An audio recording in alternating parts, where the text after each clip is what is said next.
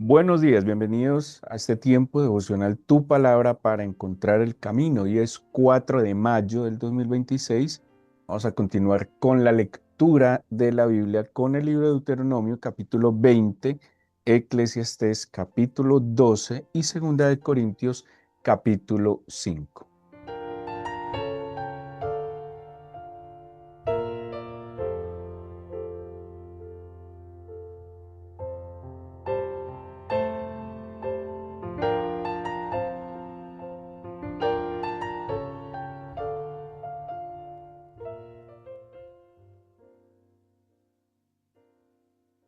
Bueno, dentro de los discursos que Moisés le viene dando al pueblo a puertas del ingreso a la tierra prometida, aparece el capítulo 20 que va a especificar las leyes sobre la guerra. Bueno, unos, unas instrucciones muy lógicas.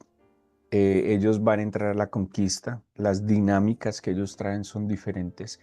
Hasta ahora ellos venían luchando, digamos, contra sí mismos, sus conflictos, sus temores, toda esta parte su mentalidad que traían de una vida esclava, de una mentalidad de esclavitud, y ahora se van a enfrentar ya no pues a sus propios conflictos, sino a las situaciones ajenas, ¿sí? A enfrentarse a enemigos a los que van a conquistar. Bueno, en estas leyes sobre la guerra da algunas instrucciones sobre quiénes deberían ir, quiénes no, pero lo principal es que siempre tendrían presente al Señor en cada una de estas batallas, eh, que irían acompañados de los sacerdotes y que así el enemigo aparentemente fuese más grande y más poderoso, pues que hicieran la labor delante del Señor, que la hicieran de la mano del Señor, ¿sí? Que el Señor sería algo así como su comandante en jefe. Entonces, empieza con estas instrucciones de tener en cuenta la oración en los momentos previos de la batalla, y ya luego especifica pues que los miedosos no salgan a la batalla, los desanimados no salgan a la batalla, quien haya construido casa, quien haya plantado una viña y que de pronto no haya tenido tiempo de disfrutarlas, quien se haya casado, quien estuviera recién casado tampoco debería ir a las batallas, puesto que pues hay un riesgo inminente pues de perder la vida. Entonces lo que ellos están diciendo es, bueno, no, que disfruten, que vivan lo que tienen pendiente. Bueno, esto respecto al Deuteronomio. Ya en el capítulo 12 de Eclesiastés tenemos el final del libro. Este final del libro es como la conclusión del predicador. Acordémonos que el autor de Eclesiastés usa ese seudónimo, el predicador, el hebreo Coelet, eh, que se le atribuye pues a Salomón, porque abiertamente no dice el autor, no se presenta como Salomón, sino como el predicador, solo que pues hay unos indicios que nos muestran que el autor es Salomón. Ahora, llegamos al final, al capítulo final. Si usted ha seguido la lectura del libro de Eclesiastés, a veces es un poco, parece confuso, parece un poco en sus expresiones como contradecirse. Él está disertando, una persona sabia, entendida, pero sobre todo es una persona que ha vivido mucho. Entonces encontramos un contraste donde hay como desgaste, agotamiento de la vida, donde él mismo expresa que ha vivido en excesos, que ha disfrutado muchas cosas, pero también ha vivido en excesos, y que estos excesos ha traído dificultades, que ha traído problemas, y él está haciendo pues como un resumen de su vida en lo que ha implicado, y en la experiencia, en el caminar que ha tenido, un caminar a veces lúcido, a veces no tan claro en la vida, y pues va concluyendo en el capítulo 12 que, y es lo que nos dice el versículo 13: el fin de todo el discurso oído es este: teme a Dios y guarda sus mandamientos, porque esto es el todo del hombre. Y esto es muy importante porque, como les dije, Eclesiastés es una disertación, ¿sí? Es una un constante diálogo del autor confrontando la realidad de la vida, como menciona tanto la vanidad de la vida, que muchas cosas son en vano. De nuevo, de hecho, el capítulo 12 que en alguna otra oportunidad lo meditamos, muestra la vejez de una manera muy particular, ¿sí? Describe la vejez, o sea que ya es un hombre anciano quien está dando estas palabras. Un hombre, como les dije, cansado seguramente, tratando de dar unos últimos sabios consejos de tener una vida equilibrada. Estamos hablando de un hombre que habla de excesos, ¿sí? Se excedió en muchas cosas. Y Eclesiastés nos hace una exhortación, primero, a una vida equilibrada. No es fácil, ¿sí? No es fácil cuando tendemos a ser pendulados, a ir a un lado, de un lado para otro. Es muy difícil estar equilibrados. Ojo, la Biblia advierte que la imparcialidad no es buena, no tiene que tener posturas, y pues la Biblia nos da una orientación sobre posturas. O sea, si yo soy cristiano, si creo en la Biblia, si creo en el Señor y su palabra, pues esto demanda de mí unas posturas. Para nada la Biblia nos está motivando a la imparcialidad, o a estar a favor de todo el mundo, no, a favor del Señor y a favor de la Escritura y a favor de su verdad. Pero sí nos exhorta la Biblia, ojo, de nuevo, no a ser imparciales, sino tener una postura clara, pero sí a tener una vida equilibrada, ¿sí? A tener una vida que no se exceda, que no vaya a los extremos en, en, en, digamos, en el estilo de vida que nosotros tenemos, ¿sí?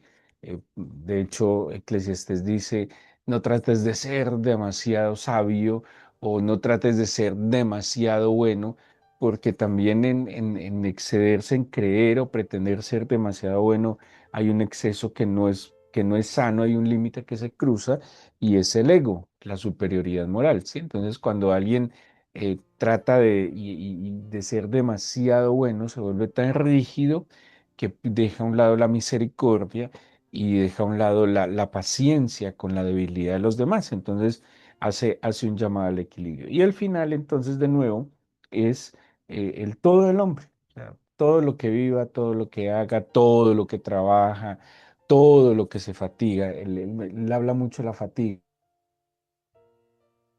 habla mucho de las relaciones interpersonales, todo lo que usted haga, hay un discurso de fondo y hay un propósito final, y es que temamos a Dios, guardemos sus mandamientos, y ahí está el todo, ¿sí?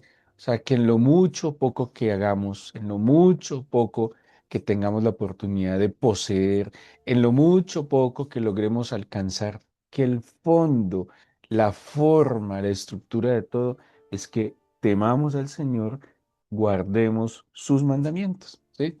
Porque como se podrán alcanzar cosas, puede que no se alcancen. Como se puede tener éxitos, puede que se tengan fracasos, ¿sí? Entonces dice, en todo lo que usted viva, simplemente tema al Señor. Y es un consejo sabio, le está dando un hombre de nuevo que ha llegado a sus años, a su vejez, que ha vivido muchas cosas y que tiene, digamos, de alguna manera, una autoridad moral, y sumémosle el reconocimiento a su sabiduría. Y ya en la carta de los Corintios, ya estamos en la segunda carta de los Corintios, el tono de la segunda carta baja un poco. La primera carta es una carta un poco más severa. Acordémonos pues que los corintios tienen muchísimas dificultades. Pablo tiene pues dificultades en el proceso pastoral con los corintios, pero la segunda carta tiene un tono un poco más bajo. En el capítulo 5 está en el marco de una defensa que Pablo está haciendo de su apostolado, Eh, Acordémonos también que el apostolado de Pablo es muy cuestionado por diferentes iglesias, los Gálatas, los Corintios, porque pues Pablo no es uno de los 12 apóstoles, y entonces ellos le cuestionaban un poco. Bueno, también era como para justificar su desajuste espiritual. Entonces, cuando uno quiere justificar sus desajustes espirituales, pues lo más fácil es culpar a otros. Entre ellos terminaban culpando a Pablo incluso de que él no era un apóstol, hablando de los discípulos que estuvieron el tiempo con el Señor Jesús. Pero el capítulo 5 tiene un tema muy interesante. Si bien el capítulo 12 de Eclesiastés habla de la juventud y de la vejez, como les dije, describe la vejez de una manera poética muy particular, muy bonita. La contrasta con la juventud y exhorta también a que mientras haya juventud, no nos olvidemos del Creador. Eso también está en el capítulo 12. Exhorta que nosotros no deberíamos pensar y entregarle la vida al Creador solo al final de nuestros días, cuando dice, cuando digamos ya no hay contentamiento, ¿sí? Cuando no vivimos una vida que debió haber sido honorable para el Señor. No quiere decir que no sea tarde, más bien, no quiere decir que sea tarde buscar al Señor cuando ya seamos mayores, no, de ninguna manera. Moisés es un caso que se encuentra y encuentra el propósito de vida pues muy anciano, igual que Abraham. No quiere decir que sea tarde, pero pues que si tenemos la oportunidad de conocer al Señor en la juventud y entregarle nuestra vida y temer al Señor y lograr andar en sus caminos, pues vale la pena, pues obviamente desde la juventud. No hay necesidad o como a veces los jóvenes, yo de joven llegué a pensar que buscar al Señor era una cuestión de mayores, ¿sí? Gracias a Dios pude recapacitar y entender que buscar al Señor es una oportunidad que no deberíamos desaprovechar. Corintios entonces ya nos habla de dos estados, igual juventud, vejez. Ahora Corintios nos habla de, digamos, la vida presente, la vida terrenal y también la vida eterna, ¿sí? Pablo tiene una teología que es muy celestial, por decirlo de alguna manera, donde nos agudiza y muestra mucho la vida en el más allá, ¿sí? Lo que nos espera en el más allá. Hace un contraste en el principio del capítulo del tabernáculo, el cual ha sido un tema muy recurrente para nosotros, el, el- el, digamos, el modelo del tabernáculo. Tabernáculo, acordémonos que es morada, pero es una morada que tiene una particularidad y es que era una morada móvil. Por eso, cuando dice el Evangelio de Juan que el Señor tabernaculizó, moró en medio de nosotros, es que estuvo temporalmente en medio de nosotros, ¿sí?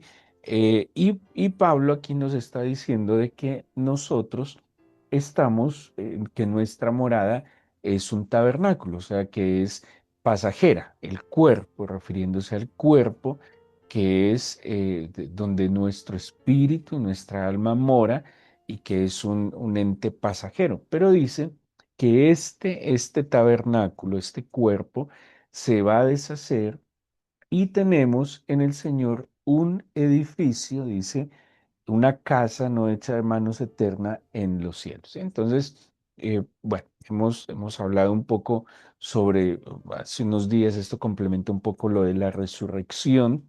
Hablamos que la resurrección es que el cuerpo que se muere, es el cuerpo el que muere, el que se deshace, ese cuerpo es el que resucitará, pero, como lo dice Pablo en Corintios 15, tendrá unas características diferentes y el ejemplo claro es el Señor Jesús cuando resucita. O sea, este cuerpo carnal, pasajero, efímero, va a deshacerse para que sea revestido nuestro ser, nuestro espíritu, nuestra alma de un cuerpo completamente nuevo. Y Pablo lo que está viniendo, es lo que va a decir aquí un poco sobre esa morada eterna, habilitados para vivir eternamente. ¿Sí? Entonces, dice, por esto gemimos, deseando ser revestidos de aquella nuestra habitación celestial, pues así seremos hallados vestidos y no desnudos, porque asimismo los que estamos, estoy en el capítulo 5 versículo 4 de 2 de Corintios, porque asimismo los que estamos en este tabernáculo gemimos con angustia porque no quisiéramos ser desnudados, sino revestidos para que lo mortal sea absorbido por la vida. Mas el que nos hizo para esto mismo es Dios, quien nos ha dado las arras del Espíritu. Eso también lo hablamos en otra oportunidad con Efesios, hablando de la garantía del Espíritu. Así que vivimos confiados siempre y sabiendo que entre tanto que estamos en el cuerpo, estamos ausentes del Señor, porque por fe andamos, no por vista, pero confiamos y más quisiéramos estar ausentes del cuerpo y presentes al Señor. Por tanto, procuramos también, o ausentes o presentes, serle agradables, porque es necesario que todos nosotros comparezcamos ante el tribunal de Cristo para que cada uno reciba según lo que haya hecho mientras estaba en el cuerpo, sea bueno o sea malo. Bueno, entonces aquí Pablo nos va a hablar de un evento llamado el bima de Cristo, si esa es la palabra griega, el bima de Cristo o el tribunal de Cristo, y es donde todos nosotros compareceremos no para un juicio de condenación, pero sí para, digámoslo así, un, una dada de cuentas. ¿Sí? Lo que vamos a hacer en ese BIMA es dar cuentas de lo que hicimos. Muy, muy de la mano a lo que dice 1 Corintios 3, que la obra de cada uno será pasada por fuego, y pues que lo que hayamos sobreedificado en el espíritu, en la analogía que usa Pablo en 1 Corintios 3, habla de del oro, plata y piedras preciosas en comparación a la madera, heno y hojarasca, que nosotros nos tendremos que presentar delante del Señor, que nuestra vida y las obras que hayamos hecho serán, digámoslo así, calificadas, serán evaluadas y que conforme a esas obras, pues cada uno también pues va a recibir un galardón. Hemos hablado de las coronas, perdón,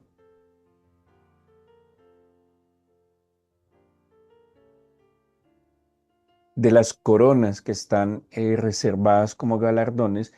Bueno, la Biblia describe unos galardones específicamente por unas obras, ¿sí? Entonces, ¿qué está diciendo Pablo acá? Bueno, gemimos en este cuerpo, ¿sí?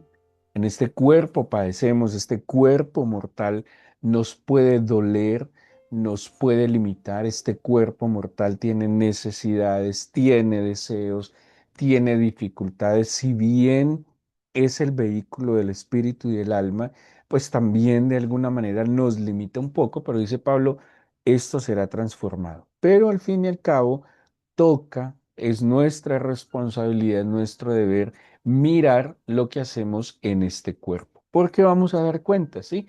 Entonces yo, como dice Pablo, gemimos, estamos limitados. Yo puedo quedarme en el dolor, en la queja, en el lamento por las circunstancias adversas que se presentan en esta vida mortal, o asumo con una visión clara de la eternidad la, la responsabilidad que tengo de lo que voy a hacer, de lo que no debería hacer con mi cuerpo, porque yo voy a dar cuentas. Piense que si usted tiene claro en su vida que va a dar cuentas, ¿sí? De nuevo, no es un juicio para condenación. El juicio para condenación es otro escenario, son otras circunstancias. Estamos hablando entre creyentes que hemos permitido que el Espíritu del Señor venga a morar en nosotros y que tenemos una responsabilidad también de lo que hacemos, de lo que no hacemos, y que serán pesadas, valoradas nuestras obras para recibir esos galardones. Es más, 1 Corintios 3 habla que es muy posible que no, que haya personas que no reciban galardones, porque dice que cuando las obras sean calificadas con el fuego, lo que haya sido madera, heno y hojarasca simplemente perecerá y no quedará. Pero lo que se haya edificado con oro, plata, piedras preciosas, hablando de obras en el espíritu, pues ello quedará. Es algo que nosotros deberíamos cuestionarnos constantemente. Creo que muchas cosas las hacemos con buenas intenciones, ¿sí? Muchas cosas las hacemos eh, de verdad, con sentimientos buenos, digamos, bonitos, ¿sí? Pero no solo lo que hagamos se trata de que sea bueno, ¿sí? Porque muchas veces haciendo cosas buenas pueden traer efectos que no son tan buenos, ¿sí? Por eso hay un filtro, bueno, hay muchos filtros que nos enseña la Biblia en el Antiguo Testamento cuando describe los reyes que actuaban adecuadamente, dice que hizo lo bueno, lo recto y lo verdadero. Eso es un filtro de lo que yo estoy haciendo. Filipenses también me habla de un filtro cuando habla de los pensamientos, cuando dice todo lo bueno, todo lo que sea digno de alabanza, todo lo que tenga virtud, todo lo que sea digno de honor, ¿sí? También nos da un filtro de cómo deberían ser nuestras actitudes y nuestras acciones.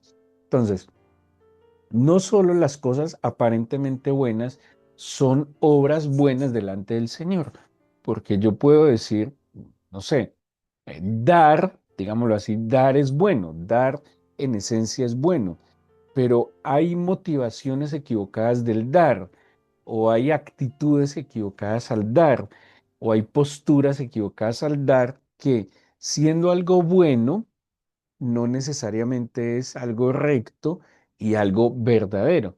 Entonces, esas obras que yo tal vez las hice por, por lo que sentí o por lo que pensaba, no necesariamente van a ser obras acordes al espíritu. Yo debo filtrar mis decisiones, ¿sí? Yo debo filtrar mis acciones, porque muchas buenas cosas, muchas buenas obras digamos, en la moralidad humana, terminan trayendo daños y que no glorifican en últimas el propósito del Señor. Es que es complejo. Cuando yo decido, pues, vivir para el Señor y agradar al Señor, pues debería andar un poco más lento, ser un poco más, digamos, pues si yo lo quiero agradar a Él, necesitaría contar más con Él para lo que vamos a hacer. La verdad, en la práctica somos muy del ensayo y el error, ¿sí? Y nos lanzamos a muchas cosas y en el camino es donde pedimos que el Señor intervenga, nos ayude, nos apoye, nos respalde, corrija lo que se torció en el camino, pero nos costó esperar, estar quietos, escuchar su voz y seguir la dirección. Nos cuesta, ¿sí? Nos cuesta escucharlo, nos cuesta comprenderlo y nos cuesta seguir una dirección clara, ¿sí? Entonces, lo que quiero transmitirle es que según lo que Pablo nos está diciendo, vamos a dar cuentas, o sea que sí hay que tener mucho cuidado de lo que hacemos, ¿sí? Hay que tener mucho cuidado con la intención que lo hacemos y tener mucho cuidado, pues que si es para el Señor, para su gloria, efectivamente de esa manera lo tenemos que hacer. Creo que a veces nos metemos en camisas de 11 varas, apartándonos tal vez de lo que el Señor en verdad tenía para nosotros. Pero tengamos presente esto, vamos a dar cuentas, ¿sí? Vamos a dar cuentas y pues la única manera de dar cuentas, que no salgamos con pérdida, como les he citado tanto hoy, 1 Corintios 3, perdón, 3, es hacerlo en el Espíritu. ¿Cómo hacerlo en el Espíritu? Bueno, buscando al Señor, menguando, buscando su dirección a través de la oración, a través de la Escritura, y siendo un poco más, no solo moderados, sino prudentes, ¿sí? La palabra del Señor nos llama a la prudencia. Y el prudente, el que tiene esa luz de prudencia, pues obviamente no es acelerado ni reactivo, sino que tiene la capacidad de estar un poco quieto, sosegado y analizar en el Señor todas las circunstancias para tomar sabias decisiones. Si nos tomáramos el tiempo suficiente antes de reaccionar, si nos tomáramos el tiempo suficiente antes de tomar una decisión, creo que nos evitaríamos y le evitaríamos a nuestro prójimo muchos dolores de cabeza y del corazón. Pero lastimosamente en nuestra humanidad somos muy reactivos y actuamos como a nosotros nos parece o el entorno nos lo dicta. Démosle gracias al Señor, empecemos este día y esta semana con su bendición. Pídale humildemente que lo acompañe, que guarde sus salidas, sus entradas, dígale así.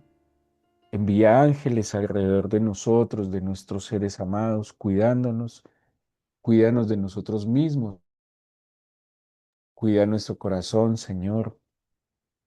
De él mana la vida. Permítenos cuidarlo y guardarlo de toda cosa guardada que sea mala. Yo te pido que traigas luz a nuestra mente, que equilibres, Señor, nuestras emociones y que no nos permitas seguir viviendo de manera reactiva, sino proactiva, Señor. Yo te pido, por favor, que nuestra alma halle paz delante de ti y que nuestros sentidos se agudicen a ti, a tu voz, a tu verdad. Bendícenos en este nuevo mes de mayo, Señor, te entrego este mes. Te pido que traigas la luz de tu espíritu a nuestro corazón en todo y que no prevalezca en nosotros lo que consideramos bueno, sino que prevalezca en nosotros lo que en verdad es bueno, recto y verdadero. Danos, Señor, tu bendición, danos de tu presencia y danos tu dirección. Te lo pedimos en el nombre de Jesús. Amén.